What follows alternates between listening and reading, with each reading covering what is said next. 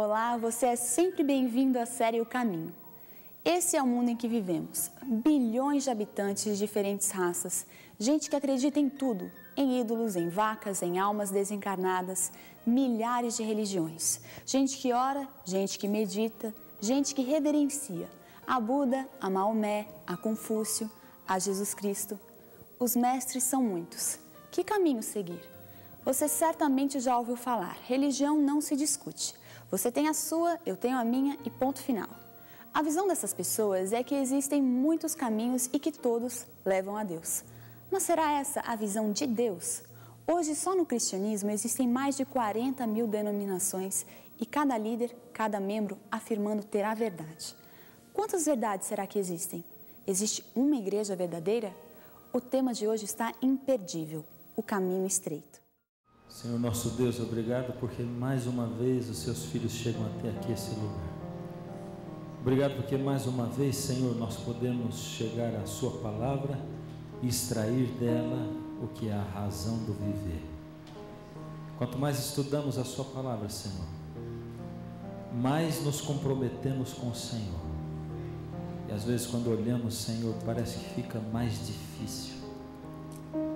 Mas aqueles que pisam o mar, esperando com que ele se abra, aqueles que entram pela porta estreita, aqueles que andam pelo caminho estreito, sabem que o Senhor é aquele que anda conosco e alivia o nosso fardo e torna a nossa vida mais feliz à medida que nos entregamos ao Senhor.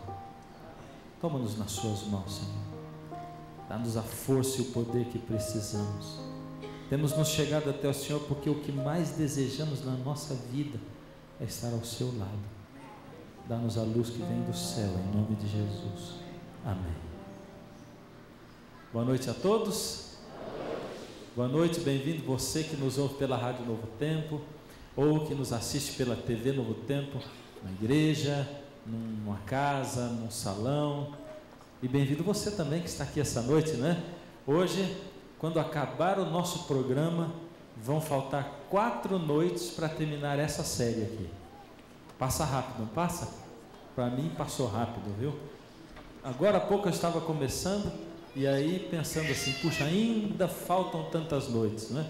Vão ser 24. Porém, nós estamos aqui já indo para o final, né? Para a reta final do nosso programa. Você que assiste todo domingo ou uma vez por semana, falta aí menos de um mês, mas para nós que estamos aqui todos os dias, faltam só 4 noites, né? E isso passa muito rápido. Eu espero que essa série esteja sendo uma bênção na sua vida, como tem sido na minha também. Hoje nós temos um assunto intrigante de novo, né? O caminho estreito. E você percebeu pela minha oração que eu pedi a Deus, né, para nos ajudar a andar no caminho estreito. Porque a primeira impressão que a gente tem é que o caminho estreito é o mais difícil, é o mais problemático. Mas ele é o mais fácil por um motivo simples, básico, maravilhoso.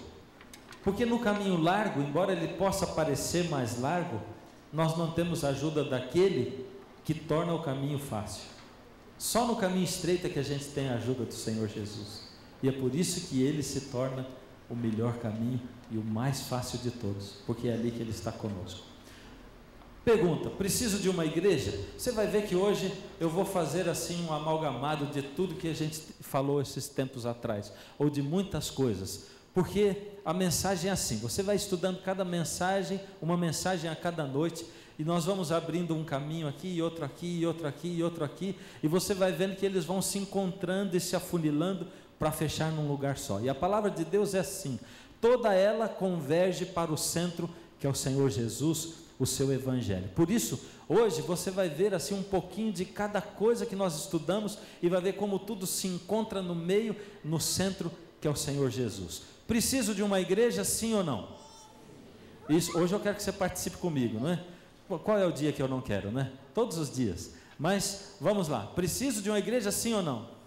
Ué, mas será que eu não posso adorar na minha casa sozinho, sem ter que vir à igreja, ficar aí sentado lá de gente que eu não conheço, ou ficar assim sendo vulnerável, como eu disse outra noite, não é? Será que não?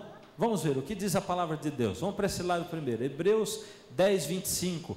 Paulo diz: e não deixemos de nos congregar, como é o costume de alguns. Antes, quanto mais vemos que o dia se aproxima. Que dia é esse? O dia da volta de Jesus. Paulo exorta, ele diz assim: não deixemos de nos congregar, como é o costume de alguns. Esse é um motivo, um dos motivos para nós precisarmos de uma igreja. Paulo diz: se você vê que o dia da volta de Jesus se aproxima, não deixe de se congregar. A igreja é um caminho, sem dúvida.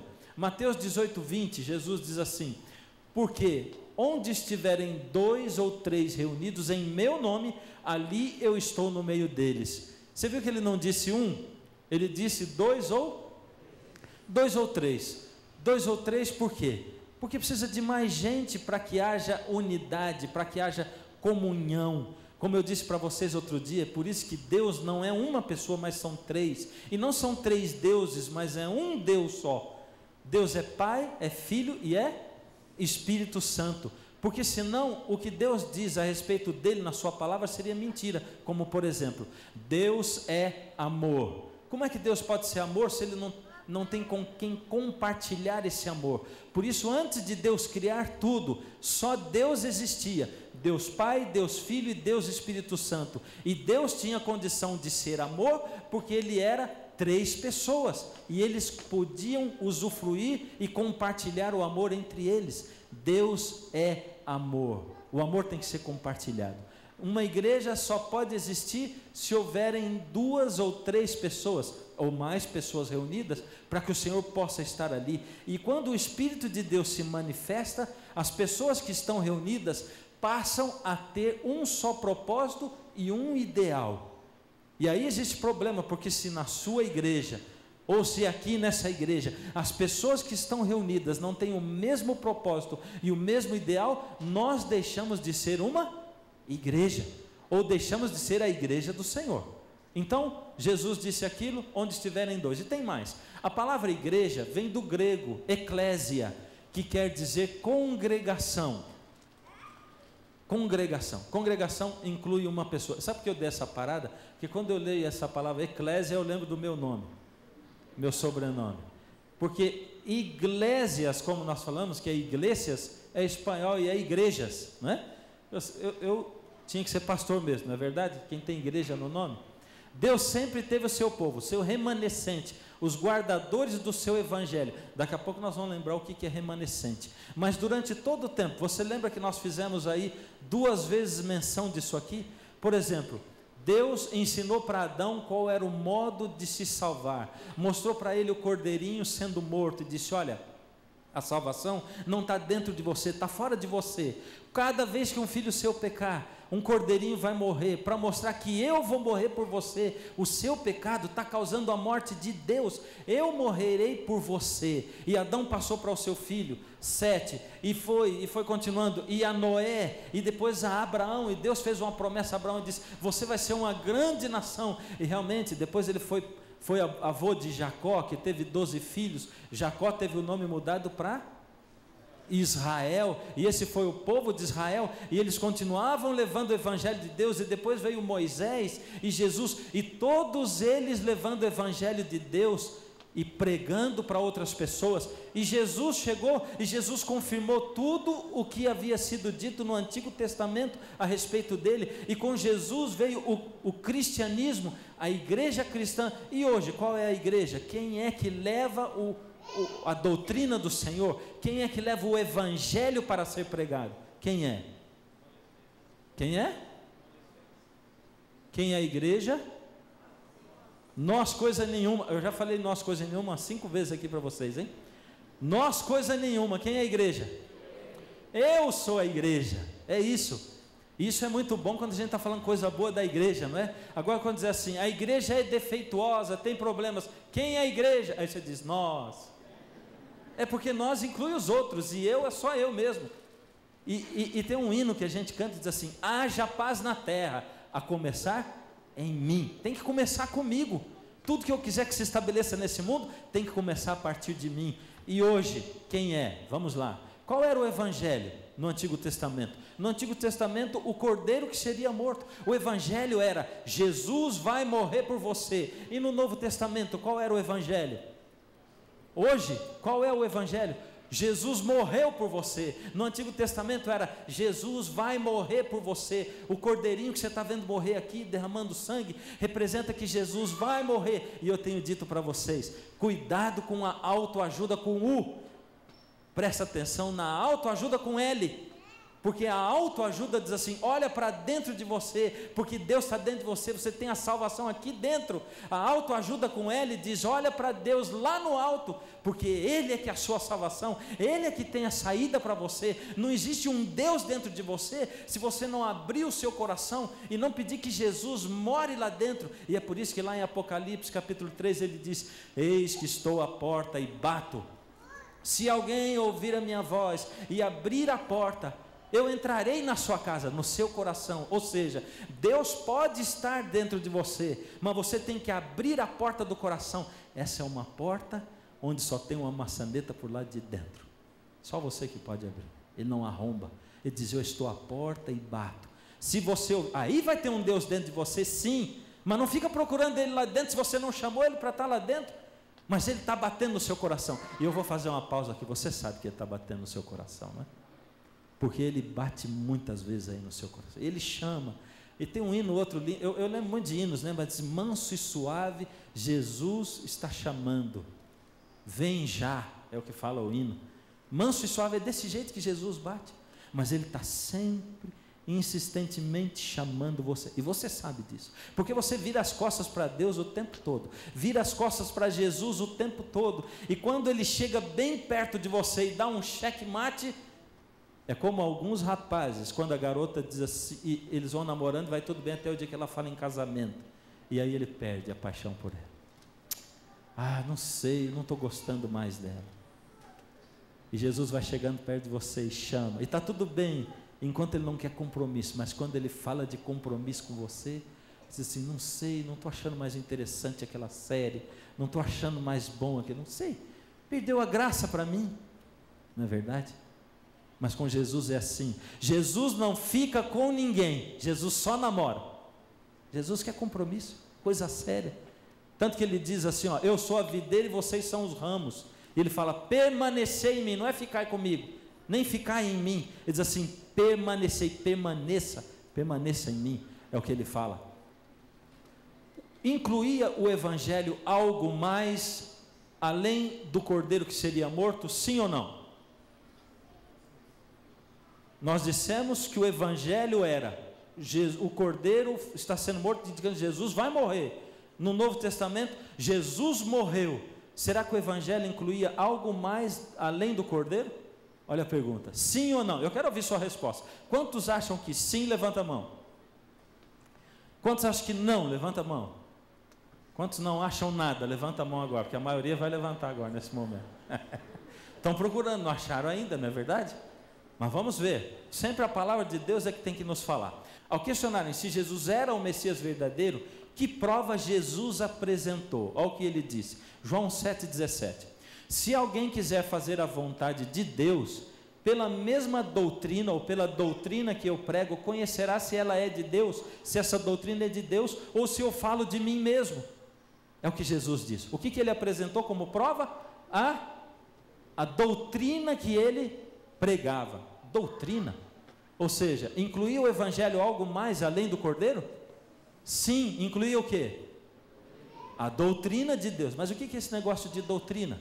Eu fui olhar no dicionário Aurélio e diz aqui: conjunto de princípios que servem de base a um sistema religioso, político, científico, etc. Jesus diz assim: olha, vocês vão poder saber se eu sou verdadeiro mesmo ou não. Olhem a doutrina que eu prego, se ela é da minha boca ou se ela é a doutrina de Deus, a doutrina do Pai. Quer dizer que Deus tem uma doutrina, e eu e você temos que conhecer essa doutrina. Se Jesus apresentou isso como prova dele ser o Messias verdadeiro ou não. Ou seja, a doutrina de Deus é o conjunto de princípios que servem de base ao evangelho e à pregação do evangelho.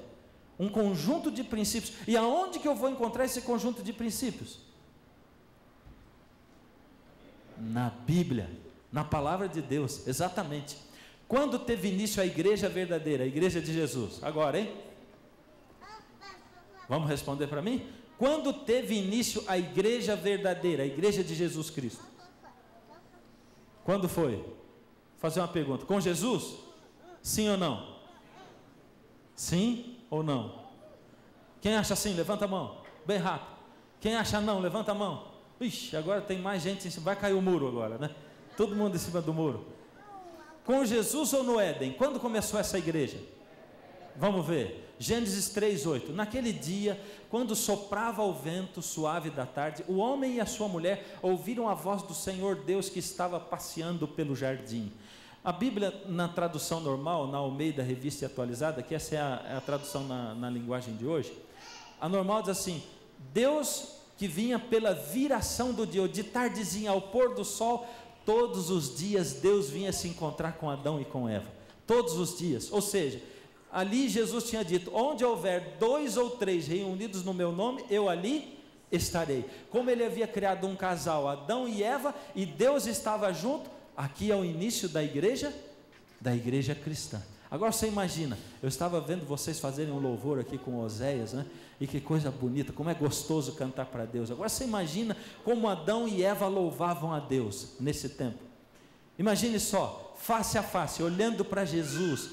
E quando você olha para Deus e diz assim: Senhor meu Deus, quando eu maravilhado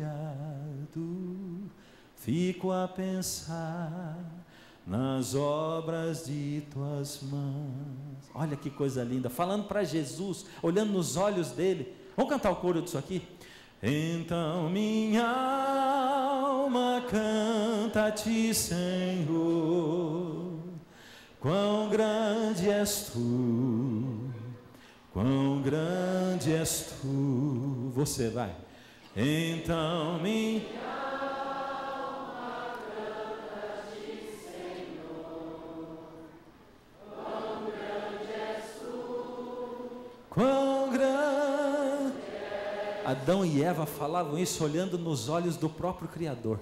Isso é que era adoração de verdade, não é? E eu fico imaginando que um dia Jesus vinha e os dois tinham ensaiado um dueto. No outro dia Jesus vinha e trazia um quarteto de anjos para cantar no encontro deles. Olha que coisa maravilhosa. E ali teve o começo, a igreja do Senhor Jesus, lá no Éden. E como nós vimos em João, lá no começo do nosso estudo, não é? Jesus é Deus, ou seja, Ele havia criado o homem, e eles diziam: Senhor é grandioso porque o Senhor criou tudo isso. Esse era o encontro, o início da igreja de Jesus, quando ele no Éden se encontrava com o homem e a mulher. Aqui está Deus falando com a serpente agora. Porém inimizade, quando teve início a igreja? Continuando a mesma pergunta. Porém inimizade entre ti e a mulher, entre a tua descendência e o seu descendente. Ele está falando com a serpente. Porém inimizade entre ti, serpente, e a mulher, entre a tua descendência, serpente, e o seu descendente, o descendente da mulher. Quem era o descendente da mulher? Jesus. Isso aqui era uma profecia, e nós vamos ver de novo esse texto daqui a pouco. Em Gênesis, Jesus é apresentado como o descendente da mulher, de Eva, e a mulher na Bíblia representa também o quê? A igreja. Ou seja, se Jesus era o descendente da mulher, o descendente da igreja, você acha que a igreja cristã começou lá quando ele nasceu, lá em Belém? Foi isso? Não, ele era o descendente. Portanto, quando Jesus nasceu aqui, ele só estabeleceu a sua igreja nele mesmo. Ele começou a igreja lá no Éden, e quando ele veio, ele estabeleceu a igreja. Aliás, a gente tem que se lembrar muito de uma coisa, quando nós dizemos assim, que o Antigo Testamento não vale mais, mas o Novo é que é bom. Qual era a Bíblia que o Senhor Jesus lia? Era o Antigo Testamento, que o Novo não tinha sido escrito ainda, foi escrito depois dele. E quando ele diz a respeito da Escritura, que a Escritura testifica dele, examinais as Escrituras, porque cuidais ter nelas a vida eterna, e são elas mesmas que testificam de mim. Ele está falando do quê? Ele está falando do Antigo Testamento, o qual muitas vezes a gente despreza, e aquele que nós temos visto aqui nessa série, que vai se completando, e no Novo Testamento, e a Bíblia toda, fazendo se tornando completa para nós. Que doutrinas Deus estabeleceu para o casal na igreja primitiva do Éden? Que doutrinas? Olha só, Gênesis 3:21, salvação pela graça. fez o Senhor Deus vestimenta de peles para Adão e sua mulher e os vestiu. Por que isso aqui prega a salvação pela graça? Porque Adão tinha pecado, Eva tinha pecado, eles mereciam a morte, porque Deus disse: no dia em que vocês comerem do fruto, vocês vão morrer. O salário do pecado é a morte. Pecaram, mereciam morrer, mas não morreram. Por quê?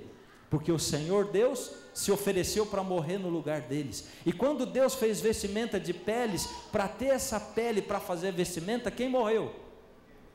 O cordeiro morreu. E por que o cordeiro morreu? Porque Deus disse: eu vou morrer no seu lugar. O cordeirinho vai morrer agora para indicar que eu ainda vou morrer no seu lugar. Você devia estar morto, você não merece, você é pecador, você merecia morrer, mas eu estou dando a salvação para você, mesmo sem você merecer. Eu estou dando de graça para você a salvação. É isso.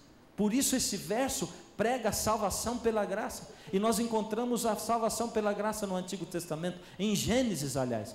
A volta de Jesus, o juízo, Gênesis 3,15. Porém, inimizade entre ti e a mulher, entre a tua descendência e o seu descendente. Nós lemos essa parte.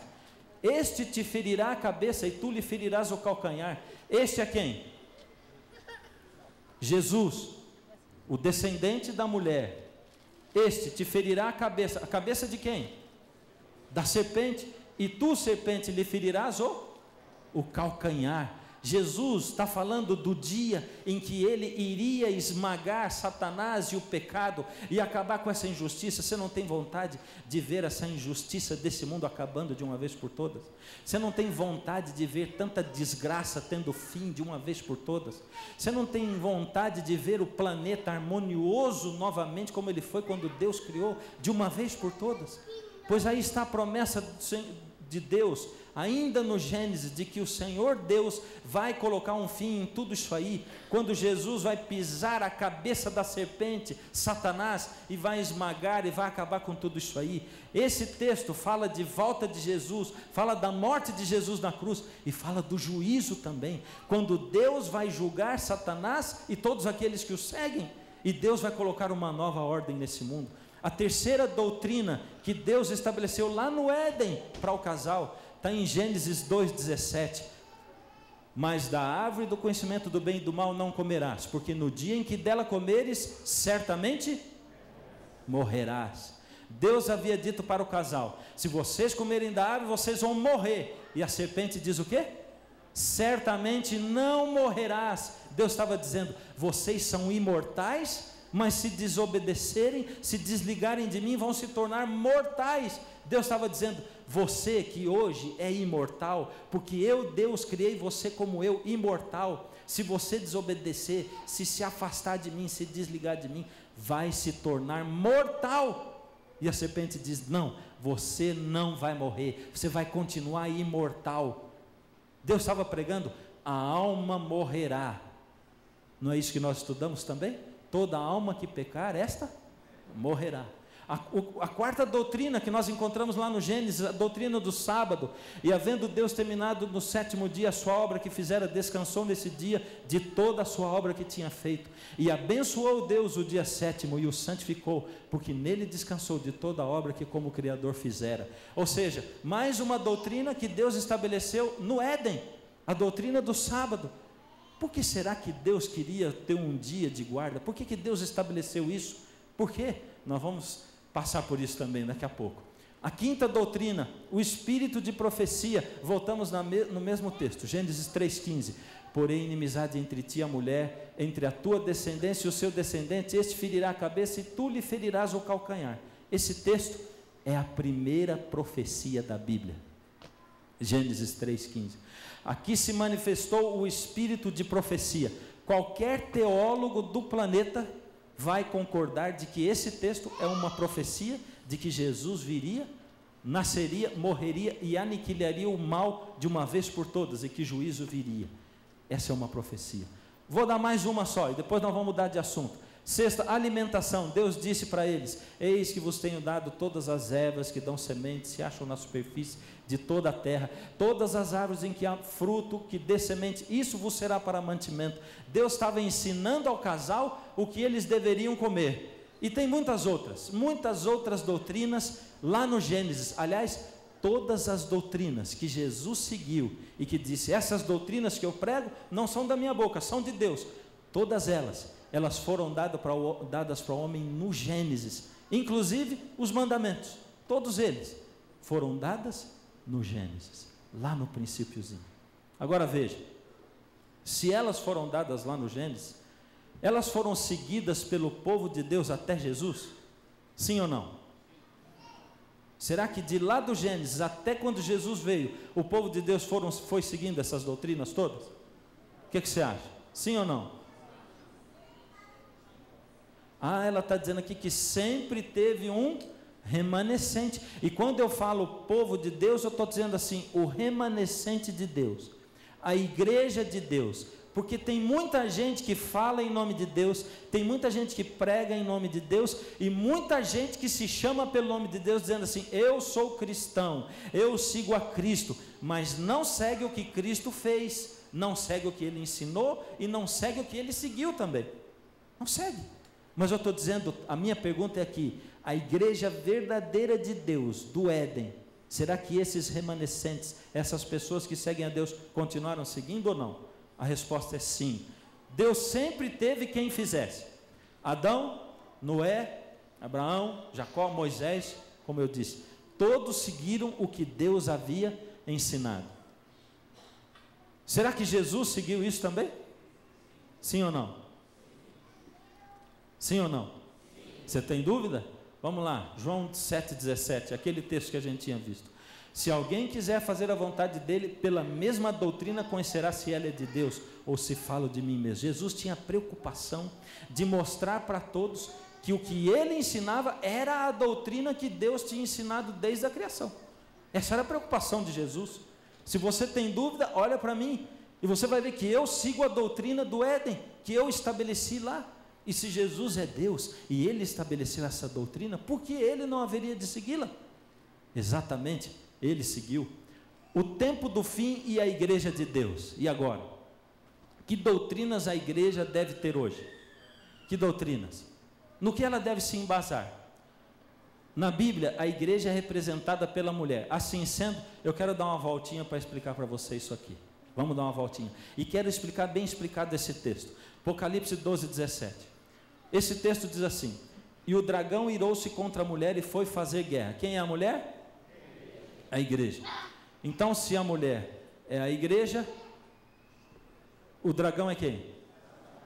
Satanás, a mulher é a igreja. Então vamos ler de novo esse texto, fica assim: e o dragão, que é Satanás, irou-se contra a mulher, que é a igreja, e foi fazer guerra. Isso aqui está em Apocalipse 12:17. Está falando do nosso tempo agora. Está dizendo que Satanás, ele está irado contra a igreja. Que igreja é essa? E foi fazer guerra contra quem? Contra quem? Vamos continuar. E o dragão, que é Satanás, irou-se contra a mulher, que é a igreja, e foi fazer guerra ao remanescente da sua semente. Quem é o remanescente da sua semente? Quem é? Remanescente é o quê? É o restante, é o que sobrou. Remanescente é um restinho que sobrou. Vamos continuar. E semente é o quê? É a descendência. Agora vamos ver, colocando tudo de novo. E Satanás irou-se contra a igreja e foi fazer guerra ao que sobrou da descendência da igreja. É exatamente isso. Aqui está dizendo que Satanás ficou bravo contra a igreja e ele foi fazer uma guerra especial contra o restinho de gente que são os descendentes da igreja, que vem desde lá do Éden, que passa por Jesus e chega até os dias de hoje. E quem são esses? Descritos na Bíblia. O texto continua, é o mesmo texto. Quem são os restantes da descendência da igreja? Apocalipse 12:17 ainda. E o dragão irou-se contra a mulher, foi fazer guerra ao remanescente da sua semente, os que guardam os mandamentos de Deus e têm o testemunho de Jesus Cristo. Dá para você entender como a Bíblia apresenta o restante da descendência da mulher ou da igreja? Os que guardam os mandamentos e têm o testemunho de Jesus. Guardar o mandamento, você sabe o que é. E o que é o testemunho de Jesus? E eu lancei-me a seus pés para o adorar, Mas ele disse: olha, não faças tal. Isso é João conversando com um anjo. Sou teu conservo de teus irmãos que têm o testemunho de Jesus. Adora a Deus, porque o testemunho de Jesus é o espírito de profecia. Lembra o espírito de profecia se manifestando lá no Gênesis, quando Deus fez a profecia de que Jesus viria e morreria? Nos últimos tempos também a igreja deveria ter o espírito de profecia. O que mais? A igreja deve continuar pregando o evangelho hoje. Apocalipse 14, 6 Apocalipse 14 fala de 3 anjos que nesse momento final da história do mundo, nos últimos dias, voariam pelo céu trazendo 3 mensagens, cada anjo com uma mensagem. E esse anjo diz o seguinte: vi outro anjo voando pelo meio do céu, tendo o que na mão? Um evangelho eterno para pregar aos que se assentam sobre a terra, e a cada nação, e tribo, e língua, e povo. Olha como é que o evangelho é apresentado aqui. Eterno. Como é que é um evangelho eterno? Eterno é o que vai existir sempre daqui para frente? É isso ou não? Também. É o que existe daqui para frente, mas é o que sempre existiu daqui para trás também. Isso é eterno. É o que não tem fim e o que não teve princípio também. Aqui está dizendo que no fim dos tempos, hoje, na nossa época, haveria um anjo voando com um evangelho eterno para pregar. Para quem? A cada nação, e tribo, e língua, e povo. Qual é esse evangelho eterno? Dizendo em grande voz, é o mesmo texto, só continuando: temei a Deus e dai-lhe glória, pois é chegada a hora do seu juízo. Esse evangelho não é o mesmo evangelho do Gênesis? É ou não é? Esse é o mesmo evangelho do Gênesis. Temei a Deus e dai-lhe glória. São 2 coisas. Você viu que tem um E ali? Temei a Deus e dai-lhe glória, pois é chegada a hora do seu juízo. E adorai aquele que fez o céu, a terra, o mar e as fontes das águas. Aquele que fez. Por que eu coloquei o fez em amarelinho ali também?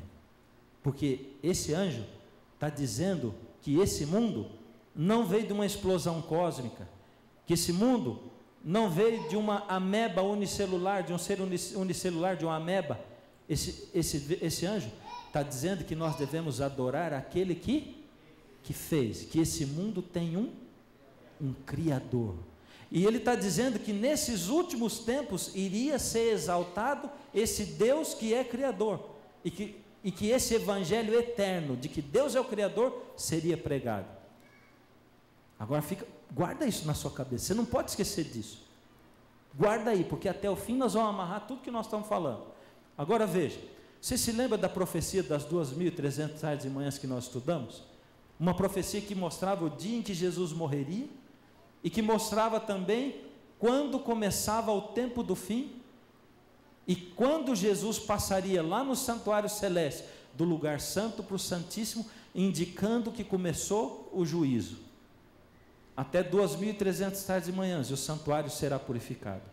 Deus havia predito que em 1844, Jesus sairia do lugar santo do céu, e entraria no lugar santíssimo, iniciando assim o juízo de investigação. Você que está vindo pela primeira vez, desculpa, você que está assistindo pela primeira vez, mas como essa série de 24 programas, essa profecia foi estudada numa noite só, num programa só, e você depois, quem sabe, pode olhar isso lá para trás, pegar uma cópia do programa, uma cópia do estudo.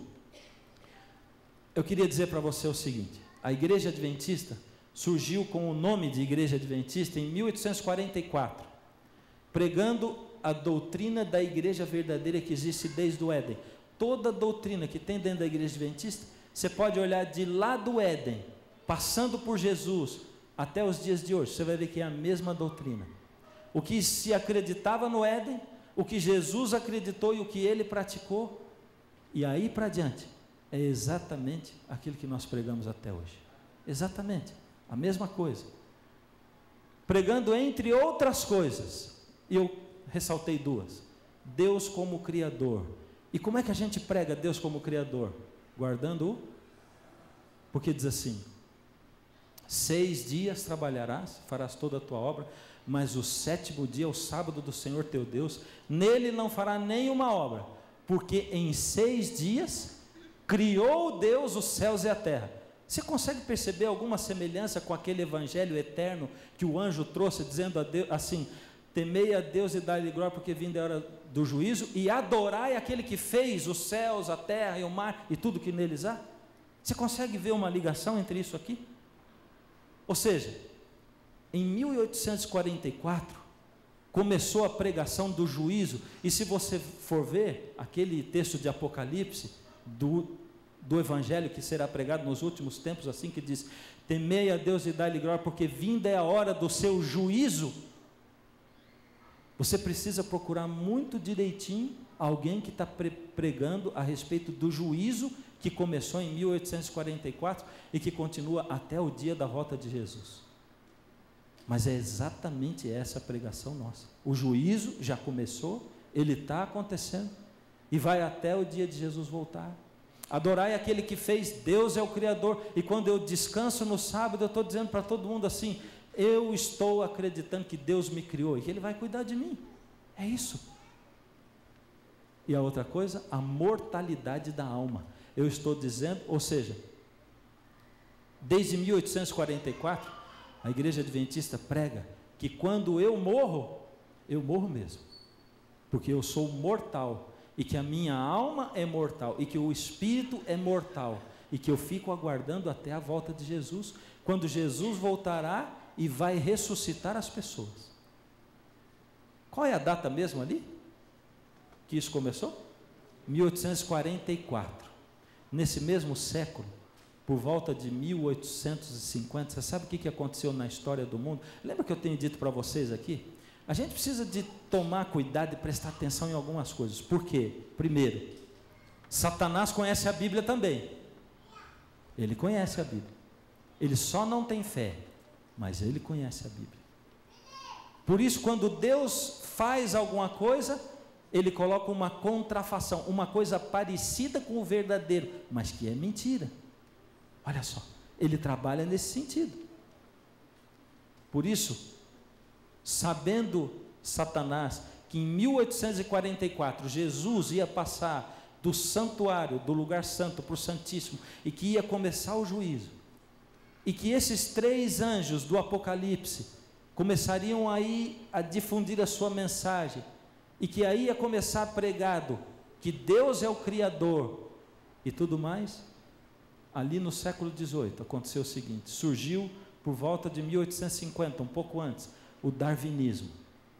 Darwin colocou a sua teoria da origem das espécies exatamente na mesma época, em que surgiu a pregação do juízo e de que Deus é o Criador, e da guarda do sábado. E também surgiu, você sabe o quê? O Espiritismo, dizendo que o homem é imortal, e que existe uma alma imortal dentro dele, e pregando isso, entre outras coisas. Agora veja, a nossa próxima lição, o caminho da... Tudo que eu estudo, tudo que eu vejo, tudo que Deus me fala, exige de mim uma decisão. E eu vou fazer um apelo diferente para você hoje aqui, em 2 partes. Primeiro é a seguinte: se você não quer decidir do lado de Deus, se você não quer ter o seu coração tocado e não quer ser movido a estar do lado do Senhor, não venha aqui no próximo culto. Não venha. Não ligue a sua televisão no próximo programa. Não vá para a igreja aí onde você está assistindo. Não ligue a rádio. Não. Porque o Senhor Jesus vai chegar a você e pedir de você uma decisão ao lado dele. Então, se você não quer fazer uma decisão, não venha, porque se você vier aqui, Jesus vai tocar você, Ele vai chamar você, mas vai ser com uma intensidade assim que você nunca sentiu na sua vida, porque hoje você conhece muitas coisas, você sabe de muitas coisas, e quem sabe se compromete com aquilo que sabe, e aí você vai ter que tomar uma decisão, dizer assim: olha, agora ou eu vou para esse lado, ou eu não vou. E quem sabe você poderia pensar: puxa, mas que posição difícil, primeiro me chamam para saber, agora diz, agora você sabe, tem que decidir. E aí? Com Jesus é assim. Ele diz: filho, como eu poderia deixar você andar nas trevas? Como eu poderia deixar você viver essa vida sem conhecer as coisas mais profundas desse universo que eu criei para você? Como eu poderia deixar você viver essa vida todinha e passar essa vida desapercebido, sem conseguir viver melhor nesse mundo e no mundo por vir pela eternidade? Como, filho, eu poderia ter um caminho tão maravilhoso assim aberto diante de você e não ensinar você a andar por esse caminho e não dar a você força e poder e disposição para andar por ele? Filho, você está vendo só problema na sua frente, só dificuldade, está esquecendo de me chamar. Porque se você me chama, eu dou um jeito em tudo isso. Eu acalmo a tempestade da sua vida, eu abro o mar, eu curo a sua doença, eu curo a cegueira espiritual que você carrega na sua vida. Eu curo tudo, filho, mas você tem que querer. Agora, se por outro lado você anseia por fazer um compromisso com Jesus, você anseia por ter coragem o suficiente para se lançar nos braços dele e dizer: Senhor, me segura, me pega, porque eu não posso, como é que eu vou fazer? Se você anseia por ter uma vida diferente, por ter a sua vida mudada e transformada, e de novo eu vou dizer: para de pensar em cifrão, para de pensar em ser curado das suas doenças aqui, da sua artrose, do seu problema na coluna, do seu problema na sua barriga, na sua cabeça. Não é disso que Deus está falando. Deus está falando que Ele transforma a sua vida espiritualmente. É isso. Hoje Ele está falando isso. Eu transformo a sua vida, filho. Eu dou para você uma nova visão, uma compreensão diferente da vida. Eu vou colocar isso dentro de você. Eu vou inculcar em você isso aí. Se você anseia por isso, aí você não pode perder o próximo programa. Você não pode deixar de vir aqui amanhã. Você não pode aí perder o próximo programa. Porque Jesus vai chamar você sim. E Ele não vai exigir uma decisão. Não. Ele não vai exigir. Porque Ele não exige nada da gente. Mas Ele vai chamar. Vai chamar. E eu vou dizer para você: vai ser duro não decidir do lado dele. Vai ser duro. Porque amanhã é uma decisão assim de uma vez por todas. É uma decisão assim: ou eu vou, ou eu não vou nunca mais. É assim. Mas hoje você tem uma decisão. Está aí o seu cartão. Você que não tem o cartão, como as pessoas que estão aqui frequentando, você tem a sua lição aí na igreja e a decisão embaixo. Ou mesmo você não tem a decisão aí, o cartão, mas você tem no seu coração e na sua mente. Eu vou fazer como você que não tem a sua decisão. Vou guardar aqui. Mas você pega o seu cartão para você preencher. Hoje vai ser o seguinte: Deus, eu conheço, eu sei, eu tenho ouvido a sua mensagem. E o Senhor tem falado comigo, tem me chacoalhado. Eu ainda tenho questionamentos, coisas na minha cabeça que ficam aí me incomodando, mais e isso, mais e aquilo. Lembra que eu estou sempre me dispondo a acabar com as suas dúvidas. Você não tem motivo nenhum para ter dúvida, é só perguntar. Então Deus vai dizer: filho, agora a sua decisão é assim. Senhor, prepara o meu coração para tomar a decisão de verdade. É isso. Prepara o meu coração. Essa decisão de hoje é assim. Prepara o meu coração para que eu possa tomar a decisão de verdade. Senhor nosso Deus, nesse momento queremos dizer ao Senhor: nosso coração está aqui, Senhor, pronto para ser entregue ao Senhor com tudo que somos. Mas ainda, Senhor, nos sentimos assim, despreparados, hesitantes. Existem alguns filhos seus aqui, Senhor, que não veem a hora de se entregar nos seus braços e se jogar ali. Outros que ainda estão aí hesitantes. Quem sabe por dúvida. Porque são tantas novidades, Senhor, tantas coisas as quais nunca ouvimos. Mas é o Senhor quem vem com a sua mão tocando o nosso coração e a nossa vida, dizendo: filho, estou mostrando aí a você o caminho da verdade. O que mais você quer que eu faça, filho? Não posso abrir a sua mente, a sua cabeça e colocar aí a minha verdade. Você que tem que abrir o seu coração e a sua mente, filho. Por isso, Senhor, hoje eu quero pedir forças a cada um dos seus filhos sinceros que tem vindo aqui, que tem assistido, Senhor, a nossa classe bíblica pela TV, pelas antenas nas igrejas, pela rádio.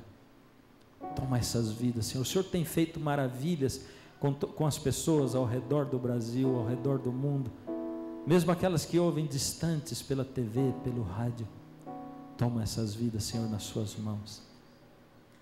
Eles estão aí, Senhor. Toca-os agora. E amanhã que nenhum filhinho seu falte, Senhor. E no dia da sua vinda também, para que vivamos a eternidade com o Senhor. Em nome de Jesus, amém, Senhor. Se você quiser ter aí na sua casa o curso bíblico Ouvindo a Voz de Deus para acompanhar os estudos da série O Caminho, mande um e-mail para a gente. O nosso endereço é escolabiblica@novotempo.org.br ou escreva para a gente. Nosso endereço é Caixa Postal 7, CEP 12300-970, Jacareí, São Paulo, e nós lhe enviaremos essa série de estudos totalmente de graça. Nós nos encontramos na próxima semana para continuarmos crescendo juntos no conhecimento da Palavra de Deus. E lembre-se, Jesus disse: eu sou o caminho, a verdade e a vida. Ninguém vem ao Pai senão por mim.